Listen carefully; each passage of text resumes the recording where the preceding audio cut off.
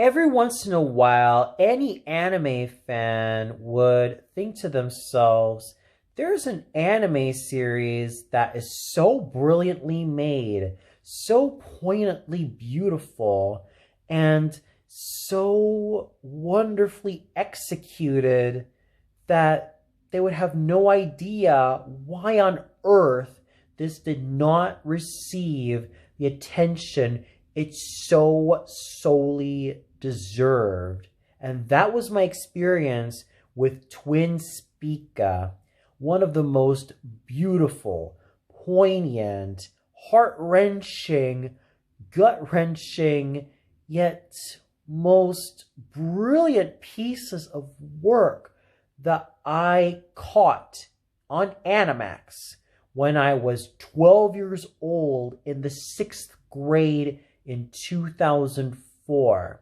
And to this day, speaking to you all as an adult, I still love the many memories that I acquired from Twin Spica because of just how much it was able to hold up.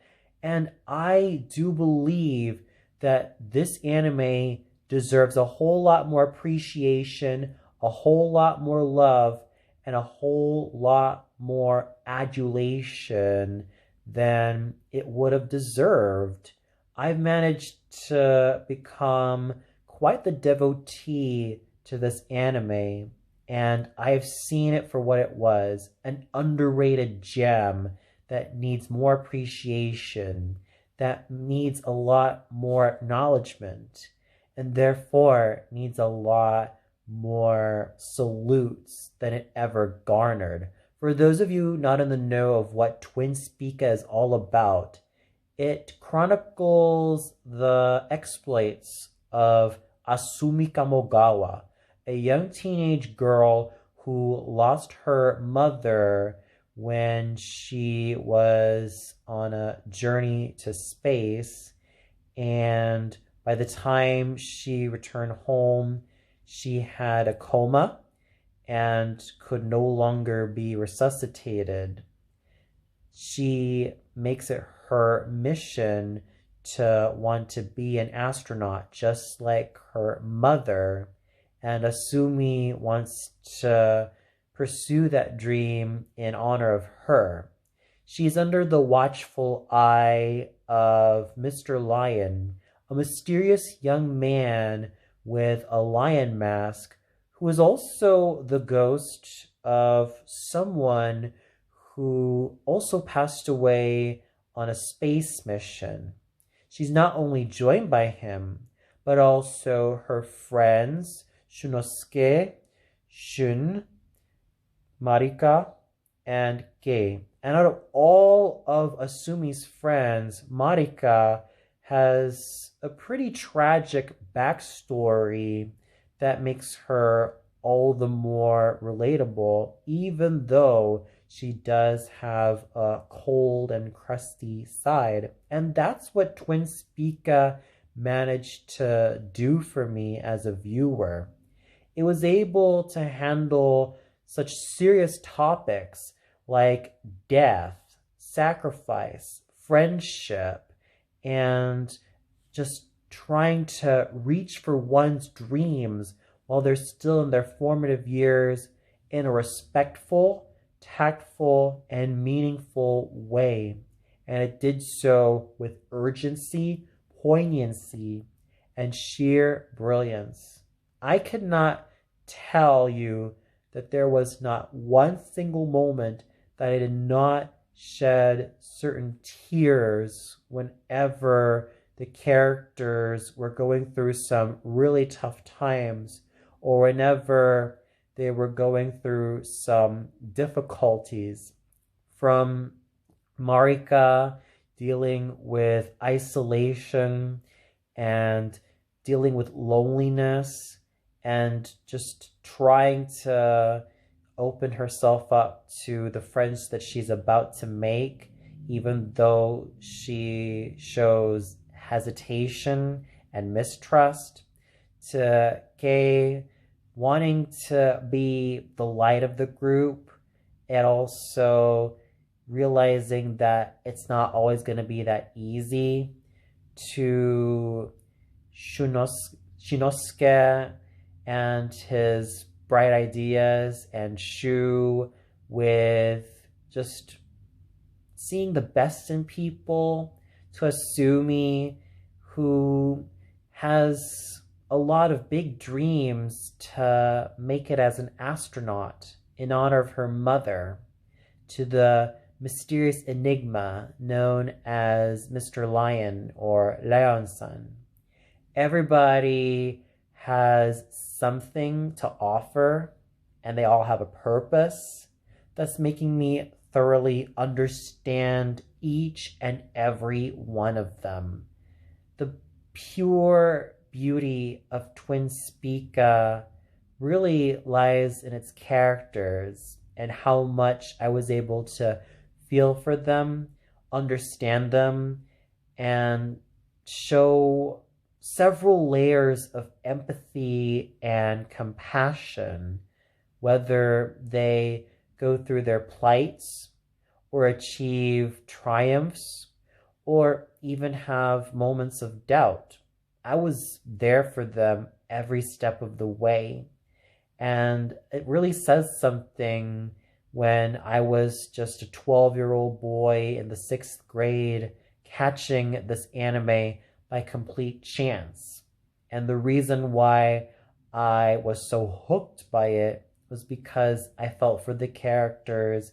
I understood where each and every one of them was coming from, and I really felt for them. Everything that they were going through, everything that they were enduring, for people who were basically 2 to 3 years older than me by the time I was watching them, just made me root for them every single time, and it made me want to appreciate them a whole lot more. Even as I grow older, I look back at Twin Spica and see not just an underrated gem, but a gem that has helped me throughout my preteen and teenage years, and one that I'm still thankful for to this very day, because especially with the likes of Asumi, she's had big dreams. She's had those wonderful dreams that she wants to achieve when she grows up. But sometimes life is not always like that. And that's something that Asumi, Kei, Marika, Shunosuke, and Shu also have to learn. And it's also something that Mr. Lion, or Lion-san, and his mysterious enigma also embodies. Not everything in life is going to be thoroughly fulfilled, especially if you have big dreams of wanting to achieve something, or want something so much that you're willing to sacrifice anything and everything to achieve it. But even with all those sacrifices, even with every single thing that you've got, it may not always be where you want to be, or the way you wanted to have planned it. Nevertheless, the journey, the friends that are made along the way, the genuineness that can be felt with people who share similar interests and similar hobbies and similar passions as you, are so worthwhile. And that's something that I've acquired from Asumi and her interactions with Lion-san, Kei, Marika, Shunosuke, and Shu. She managed to be the light of everybody, and therefore managed to make me thoroughly engaged with all of her trials, all of her tribulations, and all of her triumphs. And I also felt for all the characters involved And out of all the characters aside from Asumi, I also felt for Marika because, as I mentioned before, Marika might have a hard and brittle outer shell, but inside she's hurting, she's lonely, and she feels pretty lost in all of this and just also wants good friends, even though she had her moments of being on the crusty side. And that's something that Twin Spica managed to accomplish so beautifully. It has characters that are multi layered, characters that have their own purposes and motivations, and characters that I found myself relating to every single time, no matter how dire their situations are, or no matter how joyously triumphant they are. I felt every single palette of what they have been enduring. And I must give it to the Japanese voice actors for embodying these characters so wonderfully, whether it was Akiko Yajima as Asumi Kamogawa and her childlike wonder, or Takehito Koyasu and his mysterious enigma as Lion-san. Everybody on the Japanese side did so brilliantly. And I also caught the Animax English dub of Twin Spica, and I was thoroughly amazed with the likes of Andrea Kwan as Asumi, Sarah Hauser as Marika, and who I presume to be Darren Pleven as Mr. Lion, and Rick Thomas as well as Candace Moore in certain roles. But most notably, it was Andrea Kwan and Sarah Hauser who did so superbly as Asumi and Marika, respectively. It makes me feel really sad that Twin Spica was not dubbed and licensed by any American anime company. And if ADV Films or Funimation had dubbed and licensed this, as I've argued 6 months ago, especially where ADV Films were concerned, I could honestly see Jessica Boone as Asumi Kamogawa. She has the right cadences to make the youthfulness blossom, as well as that sense of wonder and curiosity.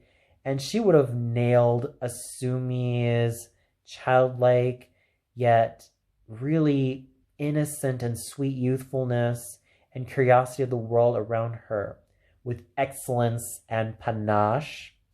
It would have been very interesting to have had Sasha Paisinger as Kei Omi and her brand of spunkiness and her brand of optimism being put to great use.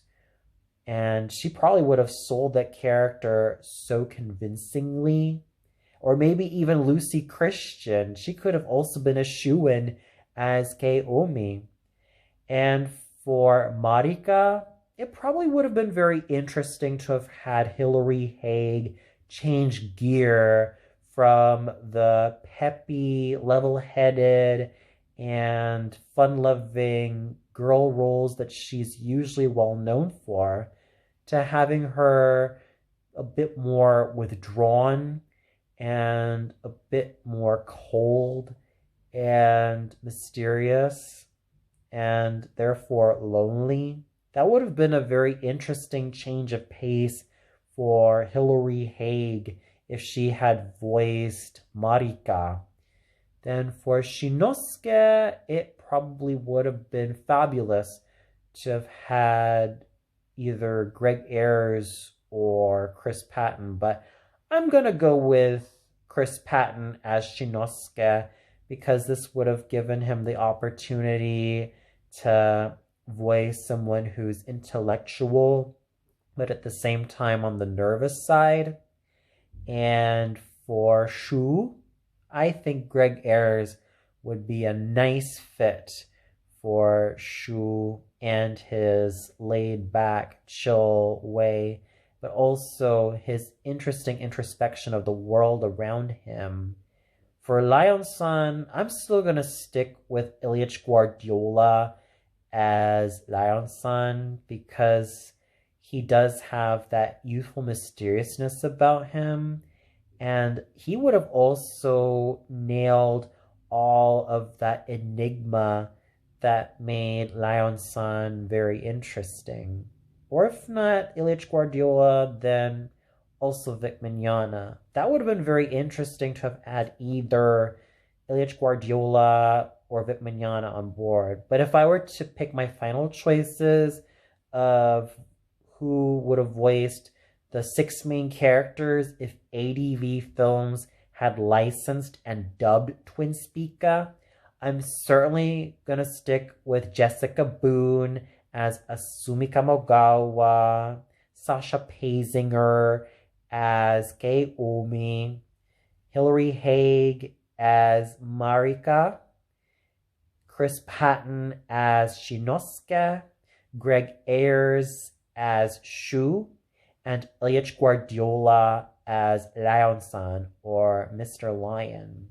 As for Asumi's father, I could easily imagine Rob Mungle voice him, so that would have been very fascinating to have had Twin Spica licensed and dubbed by ADV Films if it were still the early to mid 2000s. And that would have been an absolutely amazing thrill ride. So with Twin Spica, I'm still going to go out of my way and state that this is an anime series that must, and I mean must, be rediscovered. You'll smile with happiness at the characters, especially if you want to see them grow and flourish. You'll weep, cry, and bawl your eyes out when they have to deal with really challenging issues or when they have to face mortality in certain things that come out at a very unexpected source. And you will definitely find yourself showing compassion and empathy for each and every one of them, whether it takes time for you or not. You'll definitely love everything that Twin Spica had to offer. And I'm sure that a good chunk of my audience caught Twin Spica, whether you caught it in the Philippines or Southeast Asia on Animax, or if you caught it on Locomotion or any of the Spanish-speaking channels, or even the Portuguese-speaking channels in Brazil. In fact, what I've noticed about Twin Spica is that it aired in Southeast Asia, specifically in the Philippines on Animax, and it also aired in South America in a lot of the Spanish-speaking countries, and also in Brazil, where it aired in Portuguese. And speaking of the Philippines, it not only aired on Animax with the English dub, but it also aired on QTV with a Tagalog dub. So Twin Spica does seem to have a pretty interesting and strong cult following in those regions. And I'm pretty sure that for those of you who caught Twin Spica in the Philippines or in Mexico, Venezuela, or Cuba, or Chile, or Brazil, I'm sure that you guys had your own experiences with Twin Spica. If so, please let me know in the comments below. Did you also feel that it was deserving of an English dub, especially if ADV Films were to have had a hand at it? Or if not ADV Films, Funimation? If so, please let me know what your dream casts are in the comments below. So what more can I say about Twin Spica? It's an underrated piece of work that I can consider to be the most beautiful gem that deserves a lot more love, and therefore needs a whole lot more adulation. If you caught Twin Spica and if you experienced it in all of its poignant beauty and awesomeness, please let me know in the comments below. Thanks for watching, and let's all keep the nostalgia, the memories, and the brilliance of Twin Spica alive. Take care, and thanks for watching.